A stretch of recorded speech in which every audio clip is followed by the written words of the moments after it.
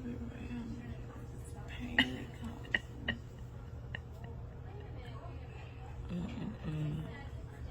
Open your eyes. Open, girl.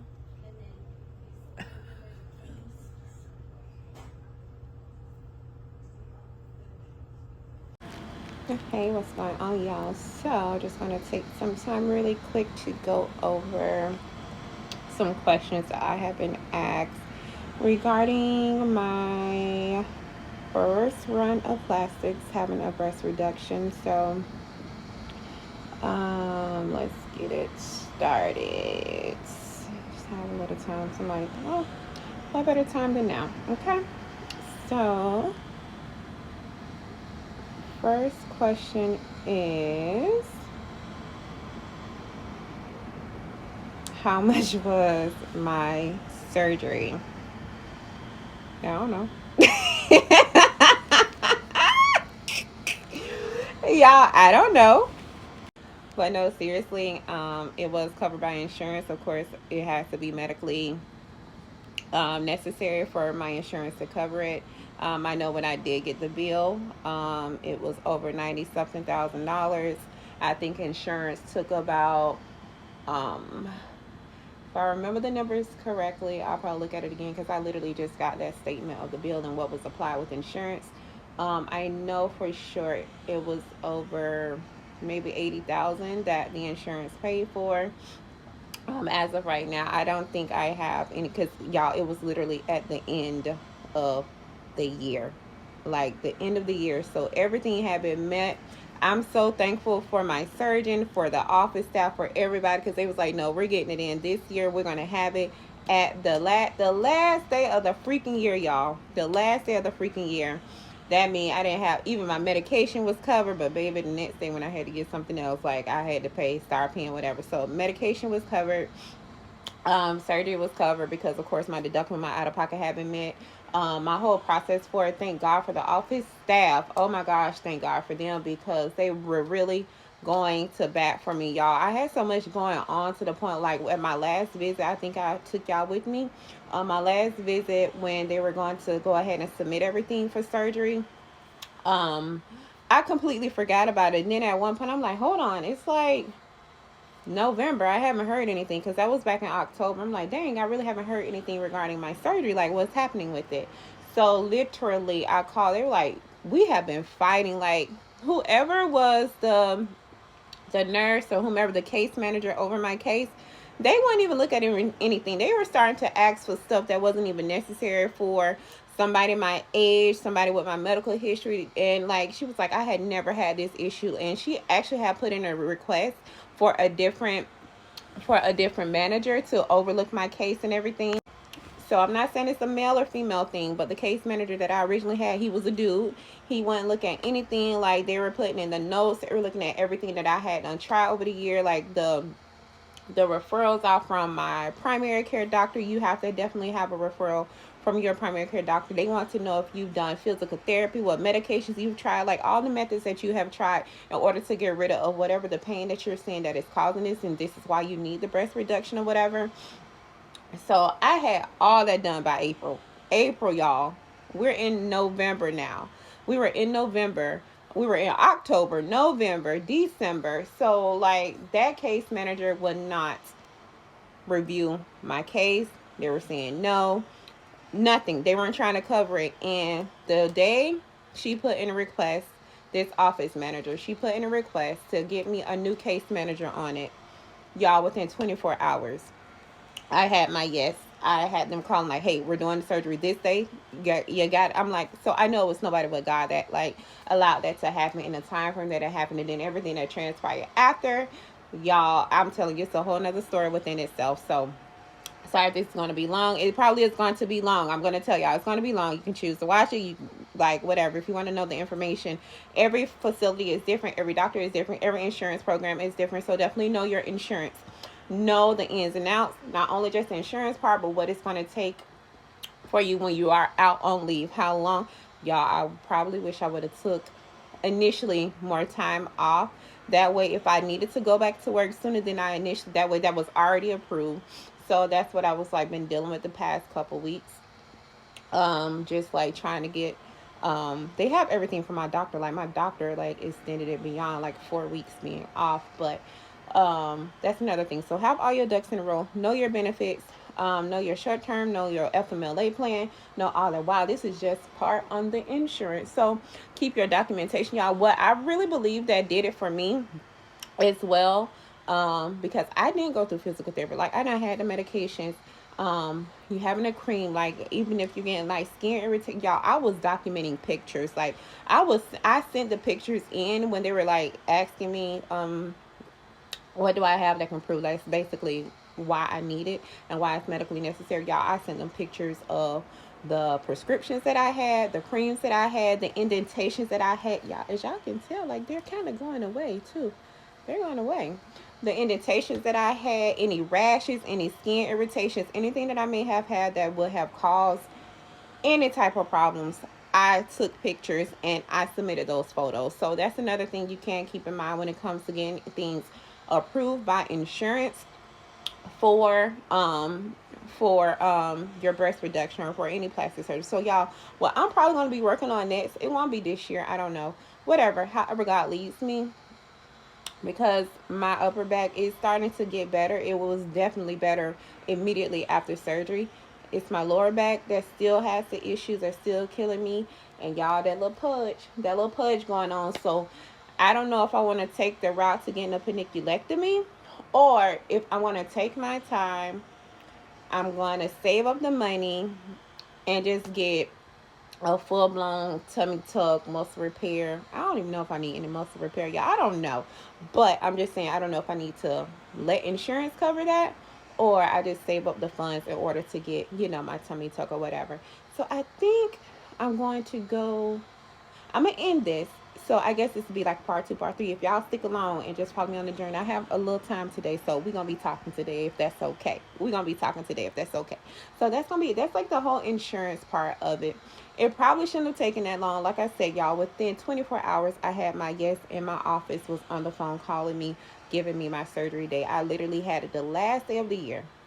The last day of the year. So I ain't come out of pocket for none of that. I didn't come out of pocket for none of that. And yeah, everything was basically covered. It was proven to be medically necessary. And voila, I got my new tatas. Okay, part 2 coming. All right, y'all. So let's go back to the next question.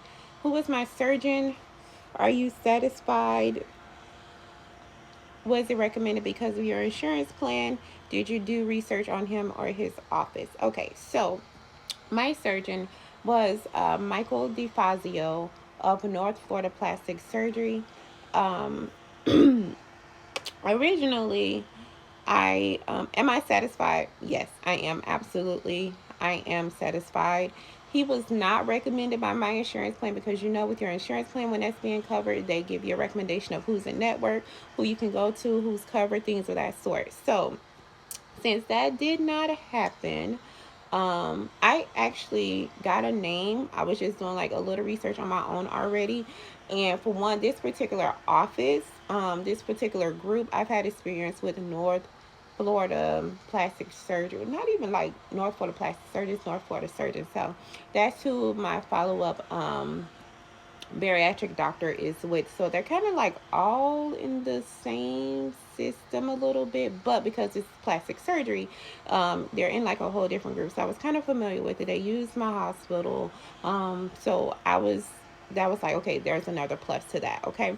So with this particular surgeon, he was not the person that I was going to go with. I was given a recommendation as well as like doing my own research on there. And this was like the first guy that I gave to my insurance company was the first guy that I saw. He was like supposed to be like the head honcho of this whole plastic surgery group. So I'm like, okay, let me give them that a name, whatever. So they sent out their referral. When I got called for my consultation, they explained to me that that particular surgeon does not see patients that are having their payments covered through insurance. So I guess little daddy want the dollars. I'm not even mad at that. But then they were like, this particular surgeon, they gave me like 2 or 3 that does take insurance payments that are still under the same group. still within that office, and I chose Dr. Michael DeFazio, which I'm so glad that I did, because when I looked at his resume, I looked at his experience. Not only was he like a native of Florida, native of the area that we live in, not only that, what was so impressive, like he did a lot of studying and internships and just working and doing like a lot of residencies at some of the top hospitals, like some of the top hospitals in the country. So I could appreciate that about him. But what took me over the edge when I was like, okay, I'm a rock with this dude. For one, when I went to see him, um, good vibes. I just got a good feeling about it from his office staff, from him talking to me, just being straightforward with the procedure, how he does it. Bedside manner was amazing. Any questions that I had, he was patient. He wanted to, he was willing to answer those questions. So I just got a really good vibe from him. But on top of that, what was more impressive to me is like he had done a lot of residencies and he had a lot of experience with cancer patients. So he dealt with a lot of reconstructive surgery. So I'm like, dude know what he's doing. He knows his way around the boobies, anything like related to that. So I was really quite impressed, not only with his experience, his skills, and just like, yeah. So I'm like, okay, I'm a rock with him, and I'm so glad that I did. I'm so glad that I did. So again, that's Michael DeFazio of North Florida Plastic Surgery. So if you're ever in the Florida area, you're looking for a good surgeon, I will recommend him like no cap, no cap. So your insurance plan, if you're going through an insurance, they will probably try to get you to go through some certain people who they're covered, who's in network, but do your research. I don't care. Like, he wasn't my first pick. The other guy really wasn't my first pick, because I was just, testing the waters. But I'm so glad I got picked with him and I chose him, because like he didn't do any drinks or anything, because that's what we're going into the next question. What method did my surgeon use? Okay, so my surgeon used, should I stop? I'm going to stop it here because that one is a greater detail. But yeah, that's who my surgeon was. Go check him out if you guys are ever in the Florida area, or you just want to, get some information. You want a consultation. Dr. Michael DeFazio of North Florida Plastic Surgery. He very good. Y'all, even down to the markings, when I tell you, like on surgery day, the day before surgery, that man was darn it on he's so, like, he's into it. Like, the markings take a long time, but he is so thorough. Baby, he wasn't trying to miss an inch, do any of that. So, I mean, he's all in my boobies. All of my boobies, just creating his little Picasso on these things, y'all. And he asked me, and I believe, y'all, I can't wait to go get size. I believe he gave me exactly the size and the cup that I wanted. Like, he did a good job, because he did a good job. All right, part 3 coming next. All right, y'all, this may be the last part for today. Yeah, it's a lot, but it's not a lot, going through like everything, trying to recall everything. But I try to get the information the best way I do know how. Okay. So next question is, what method did your surgeon use? Did you get nipple grafts? Did you lose filling in them? Okay, so another 3-part question. Okay, so the method my surgeon used was the anchor method. They kind of called it like also the reverse T method. It's where they're gonna create 3 incisions. Okay, so one incision is gonna go around your areola. One is gonna go vertically, and then another is gonna go horizontally. So with that method, it's basically for like if you're trying to, reduce significantly an amount of breast tissue, or get down to a smaller size than where you are. It's also for people who have severe sagging of the breast as well. So that's like one of the best methods that they use. And y'all know these girls were sagging. They were dang near sitting in my lap, if not probably they were playing patty cake with my lap. So yes, he had to do that method on me. And just speaking with him after surgery, he was just like, it wasn't a whole lot of fatty tissue. So that's probably how I still looked out with the size that I am now. But it was a lot of skin. Like, I had a lot of skin, y'all. Listen, I lost over 160 pounds. So of course it's natural, and don't feel bad about it, y'all. Like, we gonna have saggy parts. Stuff ain't gonna be tight. That's why we gotta take our vitamins, get on Yeah, why my tits just tried to embarrass me? I'm so glad I was in the car. These are my tatas, y'all. These are my tatas. This is the bra. This is collagen, tighten up in the gym, work out at home, do whatever you need to do to fix those problem areas. Because when y'all, it's expected. You're not gonna be a perfect body shape, tone, none of that when you've lost a significant amount of weight. So you have to do your part still, even after having weight loss surgery or even having your first rounds of plastics. Don't be around here getting no BBL and no tummy tuck, and you still want to be around here eating how you used to eat. That just don't work. And I know that, and I ain't even got none of that done, okay? So just be mindful of that when it comes to these procedures that you are getting. So incisions, like of course my areola is smaller. Um, so I have an incision again that goes down, and it's another in the crease of my breast here. And actually, the one that starts here, it comes all the way and it goes into my back area. So, you know, losing weight, you have those love handles, dog ears, whatever you want to call them. And I also had, so the medical term of what I got is called I had got a mammoplasty, mastoplasty, PET C, um, with ancillary liposuction. So that basically means I got my breasts reduced, I got a lift, and you know, from all the little fat rolls and the little fat pockets and stuff that you have on the side from that side boobage from the love handles, I got lipo there. So that's what I got. He did not have to use nipple grafts, thank God, because again that would have prolonged my recovery time. And so I still have my same nipples. Y'all, I actually think I never felt so much before surgery in this nipple area.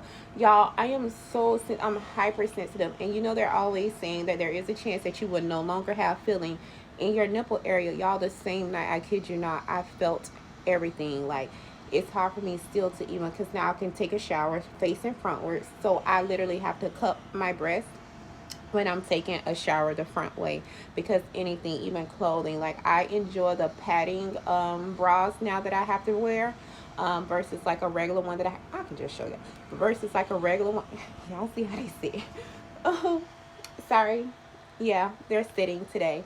They actually are sitting in this bra. So, but this one doesn't have any padding or anything like that in it, so it's rubbing up against it, and I'm feeling it with every touch that I make. So I don't know how long that's going to last, but I'm glad I still do have my feeling in my breast. Mm-hmm. Anyway, child, but yes, so that's the method that he used. I didn't have any drains or anything, um didn't lose any feeling. And y'all, another great part about it is I did not have any incisions to open up. I did not have to worry about that. They are healing fine. Right now I'm in a stage where I can add the silicone sheet. So I actually have some of those on. And with those, I can leave on for at least 12 hours or more. They say it's kind of better if you leave them on a little longer. So it's not like the scarring cream or the scar gel, you know, that you just put it on every day or every few hours if you need to. So I can at least leave these on for 12 hours. So, yeah, that's it. That's the method that he used. So, again, I got a breast reduction with the lift and the liposuction. So I think one of the parts that hurt the worst outside of the nerve feeling was the lipo part, like that swelling. So now I have to massage them all the time, so because I'm still shaping them. And I will notice, depending on how I'm laying, what bra I have on, it literally forms to what I'm doing. So it's best to continue to massage them, get the feeling like you're going to stretch out your nipple area there. That way, like that area is healing very well. Like my scarring looks amazing. It's like these were the nipples and the areolas that I was born with. So yeah, so that's the stage that we are in, and that's the method that he had used. And then yeah, that's it for this part. All right, y'all, let's go ahead and continue some of these questions. But I have some free time, y'all. This is actually my last day off before I head back to work. So I'm excited and not excited at the same time. Because honestly, this is the first week that I've been able to try to work on my personal healing from surgery, from the aftermath of my brother, all of that. So this is like, instead of having those weeks off that I was supposed to originally have after surgery, I feel like this is the first actual week that I've been able to take care of myself. So y'all, rest is very important. Make sure you definitely follow the instructions of your surgeon. They are not going to steer you wrong, especially if you trusted them this far with your body. Definitely make sure you trust them with the instructions that they give you for your post-op care. Okay, so where did we leave off? Let me find my notes. Where did we leave off? We left off at, let's see, hold on. Okay, so next question was, did you lose weight after surgery? If so, how much? Honestly, y'all, I gained weight. I gained weight when I went in. I believe I would have to, let me see what it was. Hold on. Okay, so I saw it. So a day after day of surgery, I was roughly 178 pounds. Yes, I had added on some weight because, I was like, I'm too small. I can't be in no 160. So I wasn't like I was eating anything. I think I even gained that because I hadn't pooped. So that's just what it was by the time I clicked my weight. So day of surgery, I was 177.9. That's what my scale read. And y'all, just a day after surgery, I believe I was sitting at